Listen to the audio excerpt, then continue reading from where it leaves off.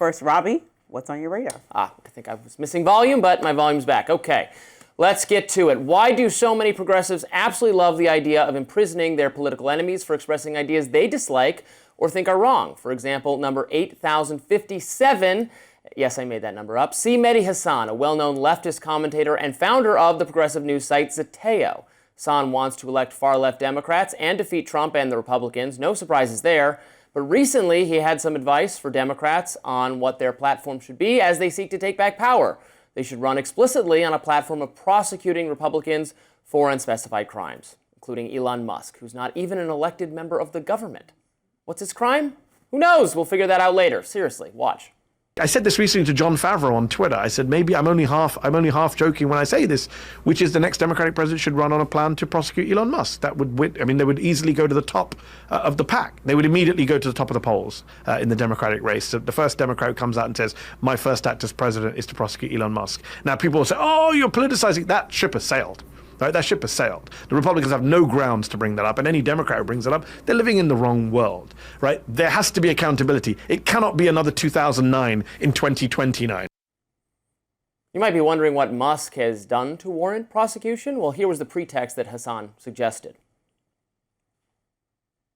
The 2028 Democratic primaries have to showcase a group of politicians who are running for office to not just fix things, not just offer a bright new future, not just running on a change platform, but are running on a platform to prosecute and punish the people who broke the law, destroyed our country, destroyed our democratic fabric, destroyed society. I mean, turned people against one. What we saw over Christmas with the Somali fraud nonsense, the video from this right-wing YouTuber that went viral, all these people jumping on, attacking the Somali community. That is all engineered by people like Elon Musk. The algorithm does that. So there it is. Elon Musk owns a social media site that has allowed for the expression of news and opinions that Mehdi Hasan opposes. Lock him up. His website drew attention to allegations of Somali fraud, hate speech, misinformation, unapproved expression. This is the world progressives would have you live in, one in which you were censored for calling attention to stories that they don't want you to hear, one in which the people who provided unfettered access to alternate perspectives face prosecution. Here I was thinking free speech was a progressive value? I guess not anymore. And notice, of course, how Mehdi Hasan cites the Nick Shirley video as evidence that he can write off the entire Somali fraud story as, quote, nonsense. I'm sorry, but even if you're not entirely persuaded by Shirley's video, which, to be clear, has faced some reasonable pushback concerning the timing of his visits to the daycares, where they'd already been closed down or whether they were under investigation, so on, you can't just say the whole story is nonsense. Even from the state government's view, they did investigate and shut down Somali-run daycares that were receiving government funding. That's on top of the healthcare and the nonprofit-related fraud, of which there are already dozens of prosecutions, mostly of Somalis. Sorry if that's inconvenient for whatever narrative you're trying to advance there, Mehdi.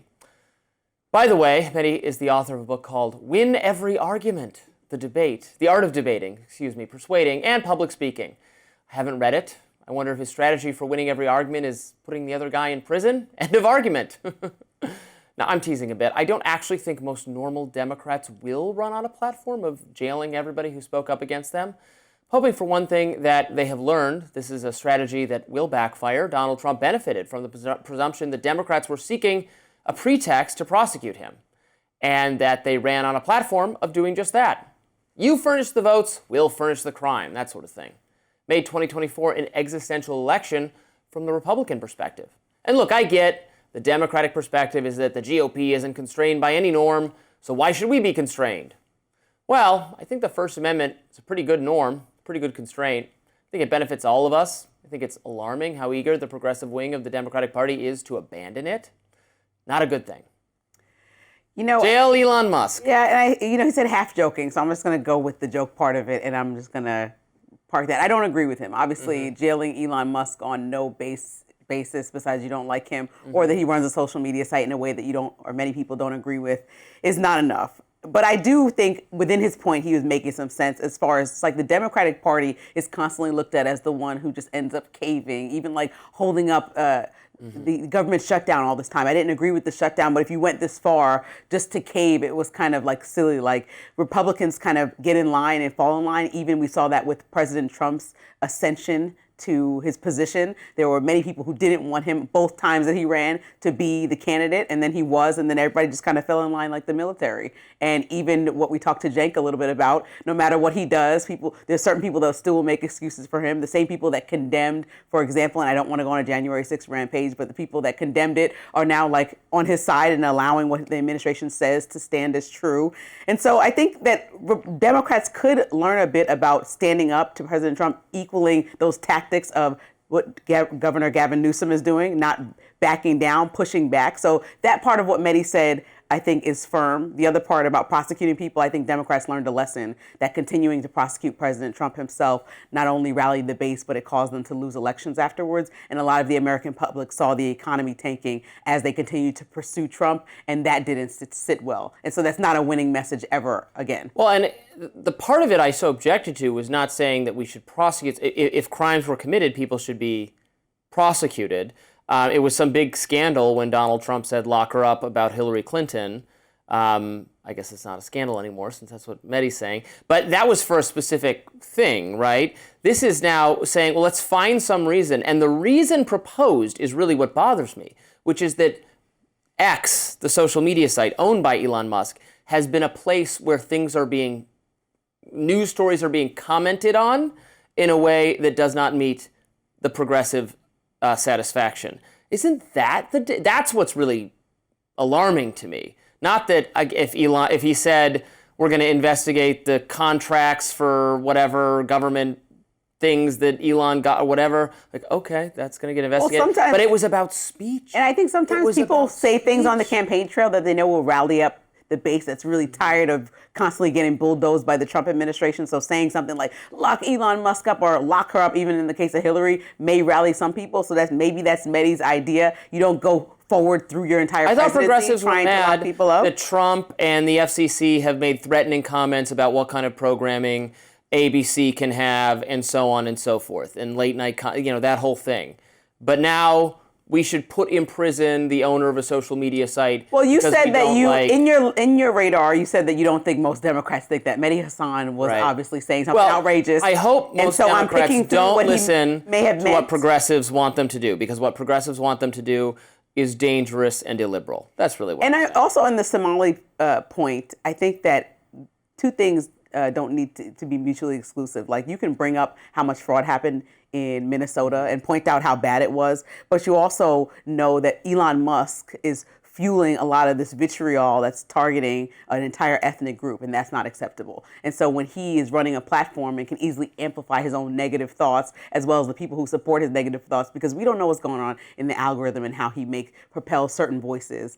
And you've seen the negativity propelled about Minnesota. While some accusations may be true, that's not a crime. It's not a crime. Negativity. I know, but as we're watching that, I'm just saying he probably wants Elon Musk to do better. So I agree with the points outside of going as far as trying to lock Elon Musk up. I agree that he is part of the problem when it comes to looking at an entire ethnic group and judging them based off the actions of a few within that group. Fair enough. Up next, the story everyone is talking about on social media. A Minnesota woman was shot and killed by an ICE officer yesterday. We'll have more on that after the break. Tragic news out of Minneapolis yesterday. A woman, 37-year-old Renee Nicole Good, was shot and killed by an ICE officer in her car. Now, the shooting quickly spawned dueling narratives from federal and local officials. Before we show the footage, do want to warn you, it may be disturbing to some viewers. Take a look at this bystander video of the shooting. Now, we did stop it right before the shots were fired. If you want to see the full version, it's all over social media. You see the car that Good was driving did back up and then abruptly pull forward. An ICE agent pulls his gun out at that point and then fires several shots into the car. Now, following the shooting, DHS Secretary Kristi Noem gave her agency's side of the story. We'll take a listen to that. ICE officers and agents approached the vehicle of the individual in question, who was blocking the officers in with her vehicle. She refused to obey their commands. She then proceeded to weaponize her vehicle, and she attempted to run a law enforcement officer over. This appears as an attempt to kill or to cause bodily harm to agents, an act of domestic terrorism. The ICE officer, fearing for his life and the other officers around him and the safety of the public, fired defensive shots. Trump echoed Noam on Truth Social. He wrote in part, "It's a horrible thing to watch. The woman screaming was obviously a professional agitator, and the woman driving the car was very disorderly, obstructing and resisting, then violently, willfully, and viciously ran over the ICE officer who seems to have shot her in self-defense." He continued, "The reason these incidents are happening is because the radical left is threatening, assaulting, and targeting our law enforcement officers and ICE agents on a daily basis. They're just trying to do the job of making America safe." But Minneapolis Mayor Jacob Frey wasn't having it and gave a strong, direct message to ICE. They are already trying to spin this as an action of Frey, self-defense. right? Having seen the video of myself, I want to tell everybody directly, that is This was an agent recklessly using power that resulted in somebody dying. To ICE, get the out of Minneapolis. We do not want you here. Your stated reason for being in this city is to create some kind of safety, and you are doing exactly the opposite. Now, embattled Minnesota Governor Tim Walz took it a step further, threatening to call up the National Guard. Take a listen. We do not need any further help from the federal government. To Donald Trump and Kristi Noem, you've done enough. There's nothing more important than Minnesotan safety. I've issued a warning order to prepare the Minnesota National Guard. We have soldiers in training and prepared to be deployed if necessary. I remind you, a warning order is a heads up for folks. Now, in the hours after the shooting, protesters took to the streets, both in Minneapolis and several other major cities, including LA, Chicago, New York, and Seattle. Many of those protests urging ICE to leave their cities and calling for the arrest of the officer who shot Good. Now, Michigan Congresswoman Rashida Tlaib echoing that call in a post on X, writing, "ICE shot and killed a woman in Minneapolis today while she was trying to drive away from them. Her killer must be held accountable and brought to justice. We need this rogue agency out of our neighborhoods. Abolish ICE now." But, on the other hand, Turning Point USA's Andrew Colvett, citing Secretary Noem in his own post, wrote in part, "Secretary Kristi Noem says that just today there have been 4 ramming attacks on federal officers, 3 of which happened in Minneapolis. If you use your vehicle to impede, evade, or attack law enforcement, the consequences, however preventable, are your fault." Back here in Washington, Democratic Representative Robin Kelly says she plans to introduce articles of impeachment against Noem in the wake of the shooting, calling the secretary an incompetent leader and a disgrace to democracy. Lots to discuss here. I've been talking about this on social media since it happened, and just tons of reactions. I've watched the video over and over again. I think a lot of people have. Lots of expert opinions being offered from people who don't actually know how the law works. In case anyone's clear or hasn't seen it, I encourage you to go watch it on social media if you want to better understand it. Of course, be aware it is the shooting and death of a woman. So the cops tell her to get out of the car. The one tries to open the door. Mm-hmm. And then there's another in front of the car. And she backs up and then she shoots forward and he fires the shots. The one, not the one, it kind of, the way it looks like, video can be so deceptive. It looks like it's coming from the one on the side, but it's actually the one in front of the car. And you can see the bullet hole through the window shield that it's shot through the front of the car. She's killed. She, collides with the car crashes, and that's what happened. Very sad. The question is going to be, there's so many things you can say, but whether is going to be ruled a justified shooting.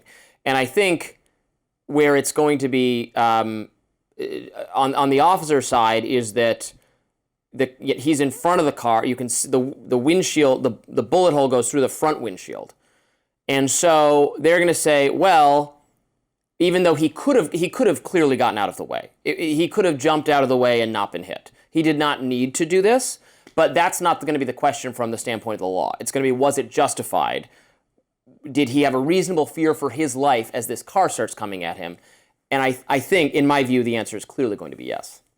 I think when you have an incident like this with video, and obviously since the last decade, we've seen videos like this go viral, unfortunately, on social media, and then you have the court of public opinion that just decides how everything went. But the responsibility of the leadership on both sides of the aisle is to say, everybody kind of remain calm. We're going to review this and give you factual information. Mm-hmm. And what we saw was a lot of calling somebody a domestic terrorist and labeling this immediately, as opposed to thoroughly reviewing this and seeing under the law what exactly are the next steps. To me, from my purview, from the video that I saw, it doesn't look great for DHS because, like you said, it seems like the person was trying to drive off and not ram a police officer. But you can't just drive off when the police take you out of the car, right? You also shouldn't be killed for that. Like, right? They could have shot the tire. There's many things that you can do. No, right? But they don't shoot the tire. Okay, but there are many other things you can do. It's like when somebody gets killed, you could have shot them in the leg. There are many things that you can do. No. You have to shoot somebody in the head. This woman was killed. The police don't shoot you in the leg ever. Okay. That's not part of police. Again, so we need to have a conversation about whether somebody needs to die because ICE is in neighborhoods doing policing for immigration. If the police, and so no matter of the stipulation about where police is an important piece of misinformation. So tell me what's the misinformation about? They can't shoot anywhere else but someone's head. That's what I want to know. The police are if the police are shooting, they are shooting to neutralize a threat. They don't shoot to wound. They don't shoot to, people always say this, but it's not true. The police don't try to shoot you. They wouldn't aim a gun down. So police should always shoot to kill, and that's what they're trained to in this country. If they're going to shoot, they are shooting to kill. That is the police training. That is the way. That's terrible training. I'd like to review that and make sure that's accurate 100%. No, it's not. But if police are always trained to kill, it's absurd. They're aiming for here. This is where they're aiming to shoot at because that's the highest likelihood of neutralizing the threat to them. They're not firing unless they fear for their life or the safety of people around them. If they're going to shoot at your leg, they could miss you. It's not like Jack Bauer or something on television where they're sharpshooters. They could hit the ground, it could ricochet, and it could hit somebody else. Well, all I know is that Renee Macklin-Good was a woman from Colorado that had a 6-year-old kid that's now dead. And that's the problem for me, more than whether the police training should shoot her somewhere else. I don't think that the woman should be dead. I don't think people should run away from the police or any body of authority, but I also don't think that that's a reason to kill somebody and shoot them in the head. And I think that we have to ask ourselves, is this what ICE was meant to do as we're deploying and moving troops or moving National Guard members forward, and asking ourselves, is this providing the safety that we're looking for in our communities? I mean, there's people like Joe Rogan having this conversation about, okay, yes, please, most of the country agrees that criminal migrants should get out of the country and be deported. But when we have multiple incidents like this, and this is, according to AP, the 5th death that's occurred in regards to a back and forth with an ICE officer and a civilian, or somebody who was international and moved here, or local, but still a death, is this what we wanted from immigration reform? So yes, President Trump has moved the needle forward in regards to reform, but no, is this the way that people wanted American citizens to die? I would say most people would say this is not what we wanted.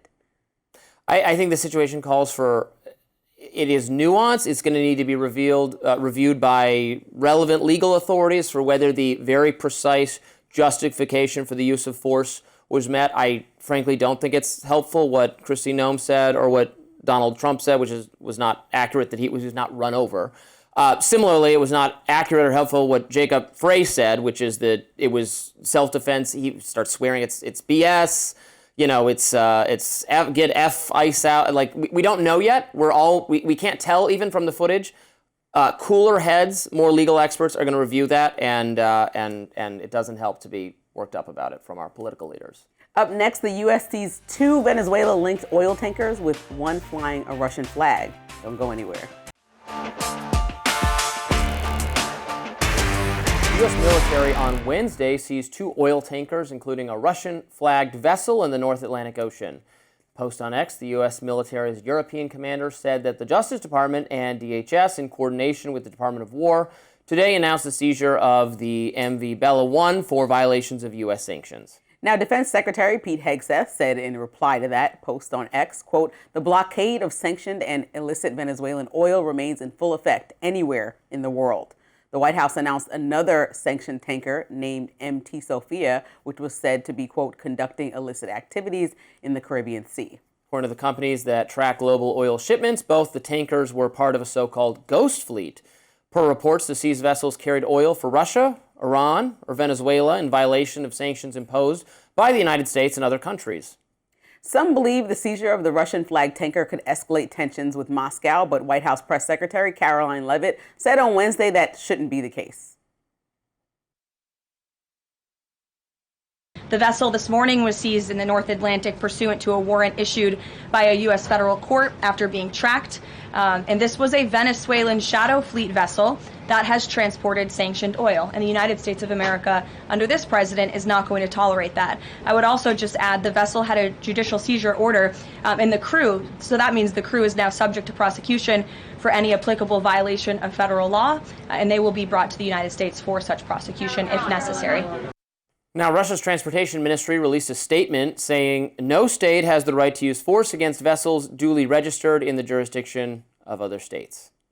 A lot. I mean, we both agree on the congressional approval portion of this whole thing, so we can continue to beat that dead horse. But also, I think that as we are in the middle of a really sensitive time with Russia, where we're trying to, even news as late as today, that we're really close to a deal of ending the war in Ukraine. Well, you always say we've heard that for weeks. We have. I mean, but as we're, I'm trusting that I want it to happen. So as we continue to hear it, I'm saying that Ukraine is mocking. I mean, Russia's mocking us at this point. But the fact that they're possibly, and even the Ukraine leadership is saying we're close, because they haven't really been saying that until recently, it seems like this is not the time to agitate Russia in that particular relationship, because you need some kind of diplomacy, even with nations that you don't get along with, in order for that to go through, right? This might be the one issue in the history of us hosting this show together where I have moved ever so slightly closer to your position. Come on in. Well, no, Russia, you know what? I'm sick of them. They're not. We've been trying to do peace for them. Donald Trump came to them in good faith. They already got a lot. And if they're not interested in peace, you know what? Okay, screw you. You want war, you get war. I don't care about their feelings. Oh, no, we can't offend them during diplomacy. You know what? They do whatever they want. They pretend. I'm forced to conclude that they don't really want peace. They want confrontation with Ukraine and the rest of the West. But we don't want geopolitical conflict, and so we need to make sure we're talking to Congress if we want to move forward in any of these actions. Because again, this is a big. I'm just talking about we shouldn't escalate things during a moment of diplomacy. I'm sick of that. I've had enough of that. Well, they're not negotiating in good faith. A lot of people want the and. You know what? Maduro, Greenland, we're feeling a little bit. Oh, really? We're feeling a little frisky, Russia. So Russia will just fall in line. You actually have inspired me now that you're trying to take over Venezuela and Greenland. Let's just go ahead and move forward in Ukraine. I think we'll inspire them, even though you don't believe the actions of America can inspire international behavior, right?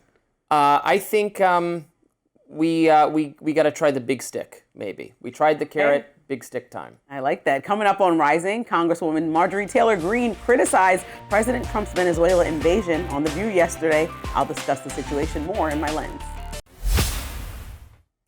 All right, Lindsay, what's in your lens today? Yeah, let's get to it. Marjorie Taylor Greene was on The View yesterday, saying what a lot of Americans are feeling about our recent actions in Venezuela. Militarily invading a country, killing people in the process, arresting their leader and taking him out, and then claiming this is for the Venezuelan people and saying all the charges are about drugs, but then turning around and literally every single statement is about Venezuelan oil and how it belongs to America, which I don't quite understand that. I believe it belongs to Venezuela. It's not working. On top of that, if this were supposed to be the turning point for Venezuela, the moment repression finally loosened its grip, that's not what's happening on the ground. In fact, the opposite is actually true. Nicolas Maduro is gone, but the system that kept him in power is very much alive, and right now it's flexing. This is the uncomfortable truth. Removing a strong man is not the same as dismantling a regime.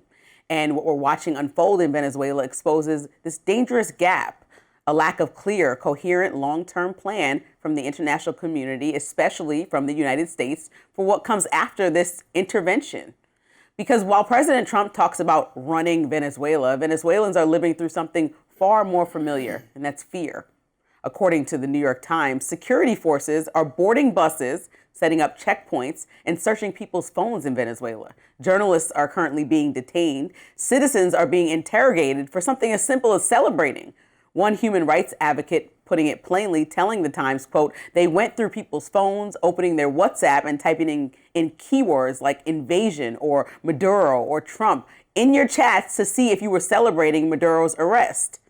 That's not liberation.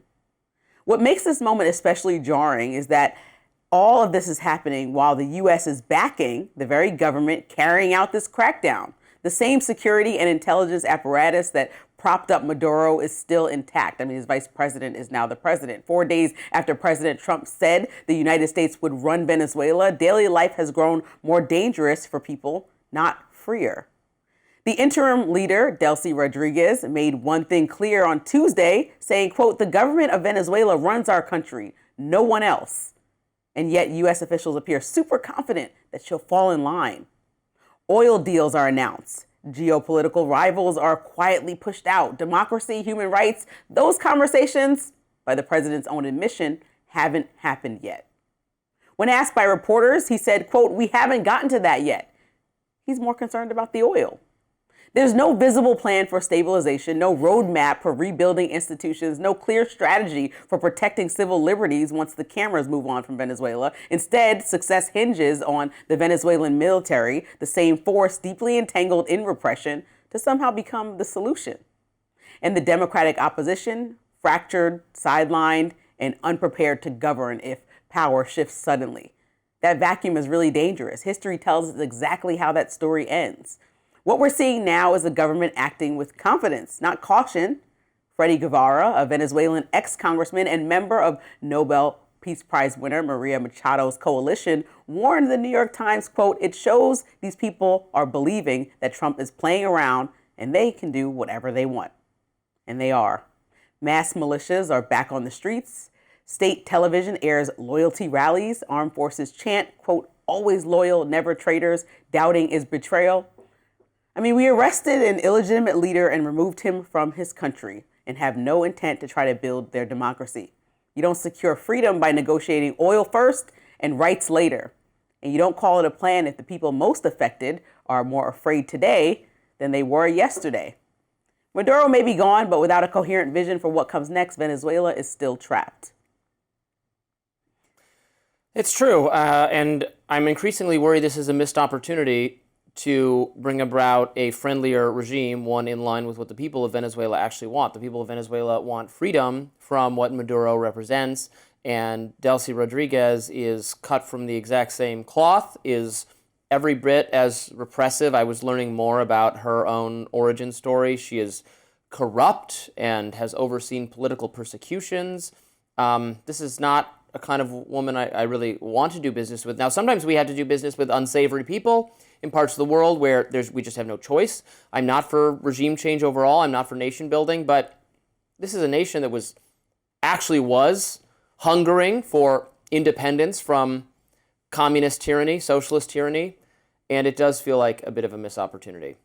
And at the same time, it's nuanced because a lot of people don't want to be involved in Venezuela, but since the president already took the dramatic action that a lot of people look at as an act of war to take the president out of the country, well, now what the plan after that has to look like something that makes sense for all the people that are not only celebrating how seamless the mission was, but also looking at the Americans that are Venezuelan that are here celebrating and acknowledging how good it is for them. But then it's like, oh, well, people's phones are getting searched. The military over there is acting a fool. 80% of the country is still repressed, so we don't care about that. We're just talking about the oil. But yeah, also, Maduro was so bad we got him in jail. It's like we only went halfway. Like we chose a half measure. Have you ever seen Breaking Bad?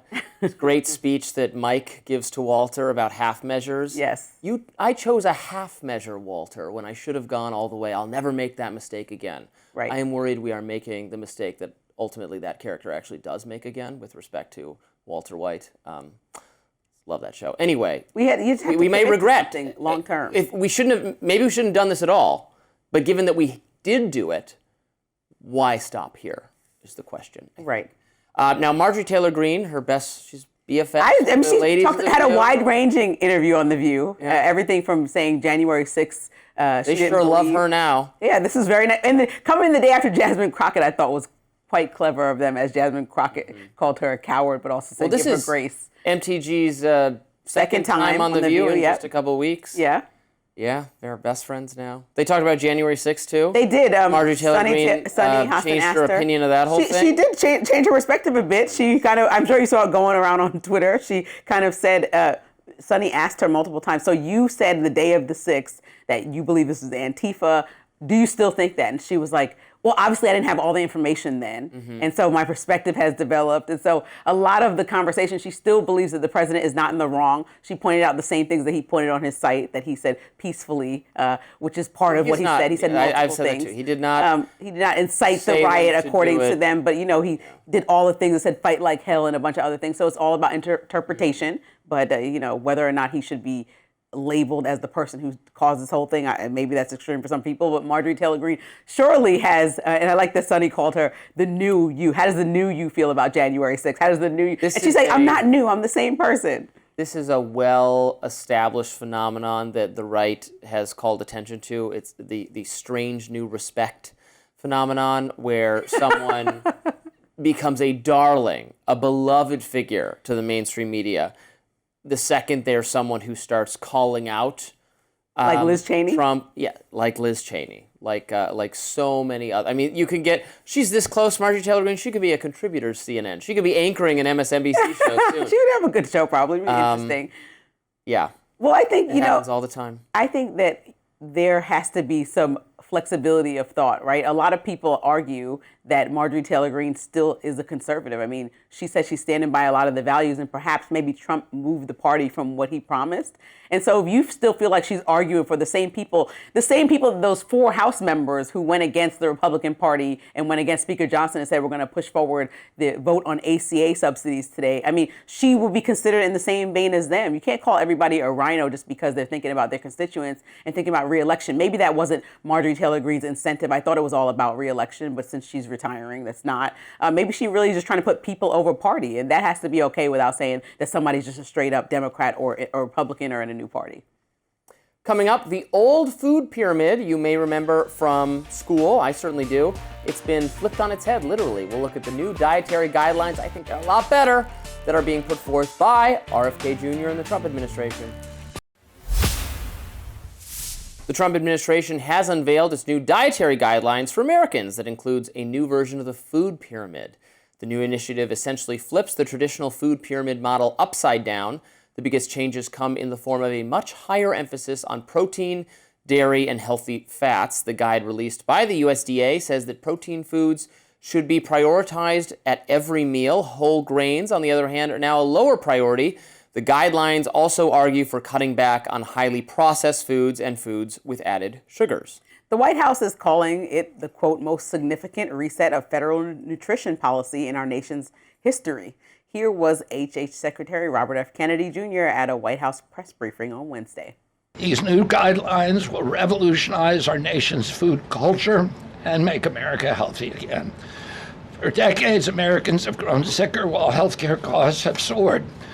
The reason is clear. The hard truth is that our government has been lying to us to protect corporate profit-taking, telling us that these food-like substances were beneficial to public health. Federal policy promoted and subsidized highly processed foods and refined carbohydrates and turned a blind eye to the disastrous consequences. Today, the lies stop. Now, the new guidance has been met with mixed reactions from health experts. The American Medical Association applauded the initiative in a statement saying, quote, the guidelines affirm that food is medicine and offer clear direction patients and physicians can use to improve health. The AMA is focused on helping physicians translate this science into everyday care and helping patients improve their overall health. The American Heart Association also welcomed the guidance, but expressed some skepticism, saying, quote, we are concerned that the recommendations regarding salt, seasoning, and red meat consumption could inadvertently lead consumers to exceed recommended limits for sodium and saturated fats, which are primary drivers of cardiovascular disease. There's also a change in the guidelines for alcohol consumption. The traditional recommendation was 2 drinks or fewer per day for men and just 1 drink per day for women or fewer. Those numbers have now been cast aside in favor of more general advice to just consume less alcohol for better overall health. I am excited. This is great. I am wildly in favor of this from top to bottom. The old food pyramid was pseudoscience and lies. I don't know how well you remember it, Lindsay. I remember it. It put, excuse me, in the most important category was grain, bread, that stuff. It wanted you to do 6 to 11 servings of it a day. I don't even know how you can eat that much grain in one day. Like at every meal, be like, have you had your toast yet? Here, take more. Here's some pasta, have more. Carbs get in the, we're all more paleo, whatever it's called, conscious, Atkins conscious. Yeah. We know that excessive carb consumption gets in the way of your body processing, burning the calories from fat and from meat. So excess carbs, not good for trying to curb obesity. Protein, good. Still, fruits, vegetables, just as important as they were before. No big, change in that. Less processed foods, less unnatural sugar. That's all good. What's wrong with it? I won't even say there's anything wrong with it. You like it, I bet. Well, don't bet too much of your money. I think I don't have to. But you want should I get some bread for you? No, I don't have to. 2 minutes. I love bread. Bread I love dose. bread.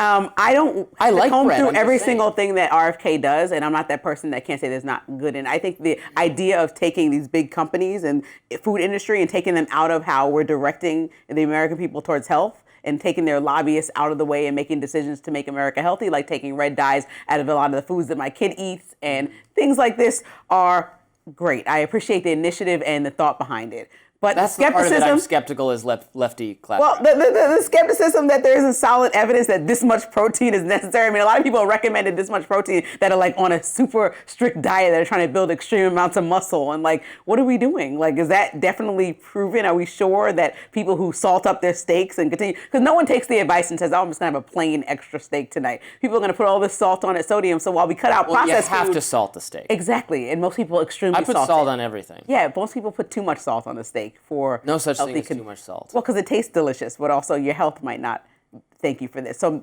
bunch of steaks and red wines every night. I know that's your favorite idea, which is why you like it. Have every night. But I just want to make sure that Americans are their healthiest. And we're told not to avoid to eat foods that are too high in fats, and like any guidance that's coming from a good place that will get people to a healthier place, I appreciate. But I don't think people should just load up their plates with all meat and call it a day, because there's obviously that's not problems what it's saying. with that. Also vegetables, also fruit. None of that is changing. It's just it's reducing relatively carbs versus protein, and that is a good thing. Also the alcohol guidance. Look, people should not drink alcohol to excess. And then there's a social behavior. Some people are alcoholics. They shouldn't drink, or they should drink a lot less. There's a bad social component of it. But the damage to your drinking to excess damages your health. But like limiting to one alcoholic drink just because you just want a glass of wine is not with your dinner. Is not a realistic. I mean, some people don't drink. It's fine. But Yeah.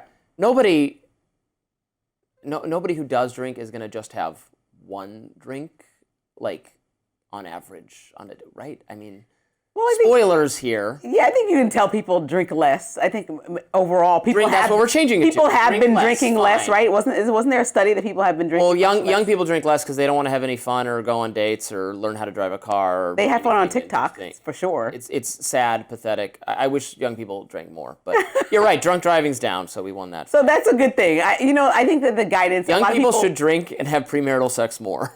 There was a whole article about that. It's so weird because when You're you're not doing anything fun. Go out and make a mistake, kids. When you I've worked in conversation style shows or in specific journalism where we're reporting information over the few years that I've been on air, and a lot of years it's like red alcohol consumption is suggested by doctors because it helps with There's a new this. study every and then a week. new study that's like, oh, don't drink at all. Can't pay attention to that. And so I just don't ever know what to do. I feel like we're constantly getting bombarded with random studies and information. I think everything, my dad always says everything in moderation, so I'm just going to go with that advice because I feel like that's about as random as it is at this point. You want my real rule for drinking alcohol, particularly wine, is liquor before wine, always fine. Wine before liquor, never sicker. Switch from a cocktail to wine. Don't switch from wine to a cocktail. Is that a studied fact, or that's just based off experience? That's wisdom from my own family. Past that is I'm handing down to you. I feel like if you're gonna, I'm the person that if you're gonna And don't make drink, two switches.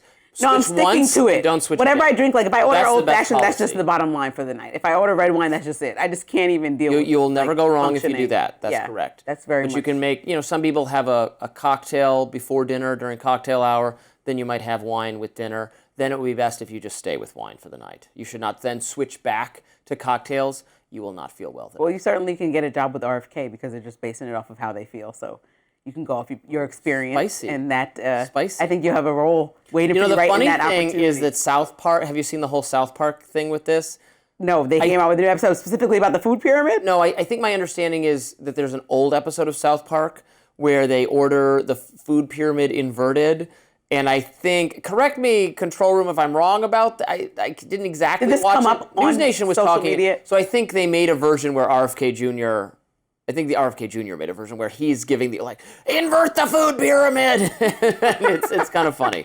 And they're in on the joke. It's well, funny. I'll say South Park is the one Paramount-owned entity that really is not going to back off of how they behave. But I know we're going to talk about it next. Well, they criticize both sides, which CBS is good. and other entities have. See, South Park is fine, and conservatives love South Park, and liberals like it. It skewers both sides.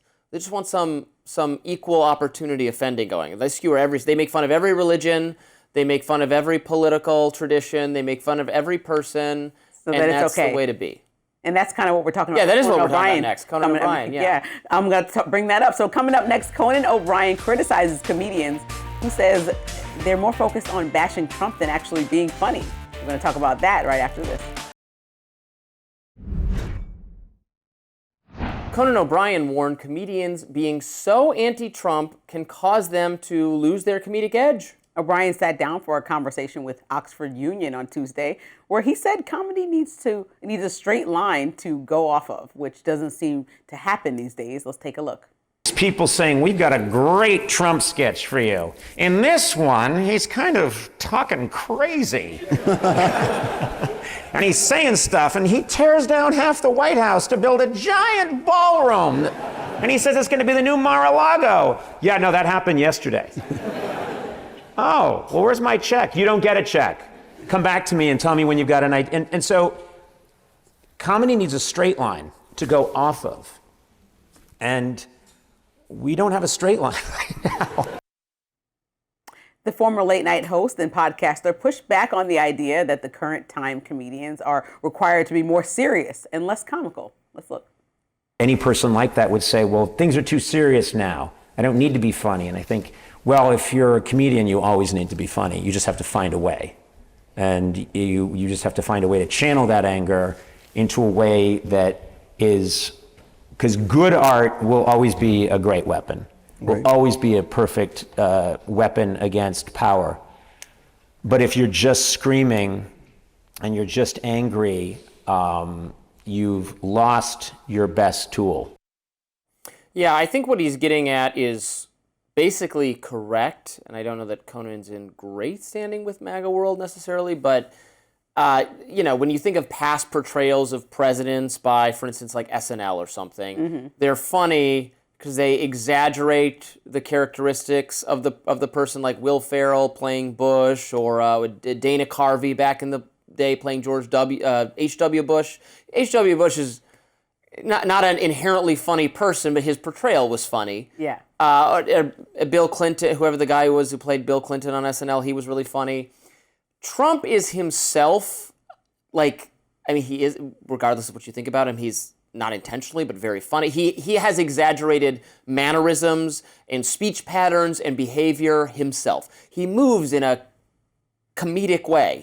So the portrayal is not really adding any, the various SNL portrayals they did, like Alec Baldwin, who people loathe personally, I think is funny in a lot of contexts. He's really funny on 30 Rock. He's good in a bunch of movies.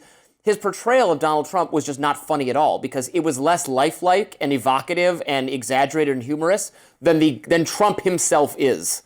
So they have not really exactly succeeded with a way to portray him, is what I would say. I say you hit the nail on the head. We have watched, it's almost like laughable because of some of the sad reality of like when we see an auto pen photo up in the White House for Biden, or some of the antics that the president does every day, that it's almost like comedy is usually this relief from the mundane day-to-day news topics that we talk about. And even when comedic artists add current political events into what they're discussing.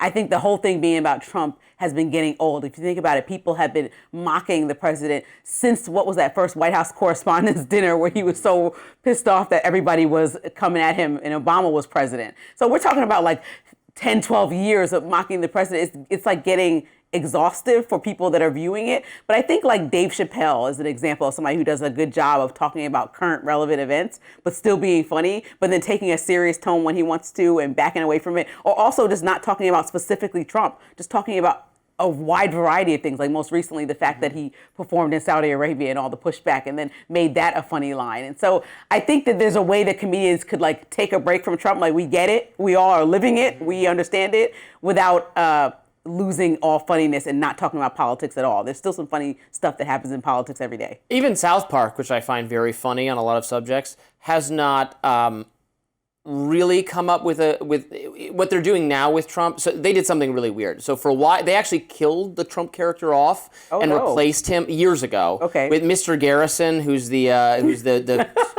teacher of the kids, who's like he's a crazy character. They made him the Trump character. He like puts the orange wig on, and then I thought the Mr. Garrison Trump was very, very funny because it's the Mr. Garrison character thinking he's Trump.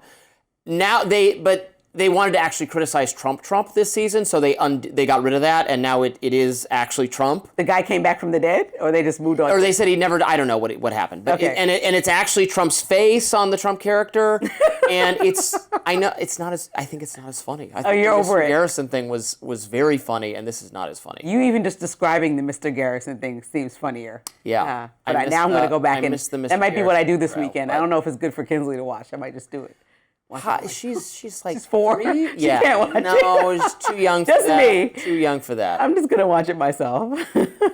All right, well, that does it for us on Rising Live. Thanks for watching, and look out for more exclusive YouTube content coming your way later today. And please be sure to like, share, and subscribe to The Hill's YouTube channel so that you never miss any content. And for those of you who like to listen while on the go, now available anywhere you can listen to podcasts. We'll see you later.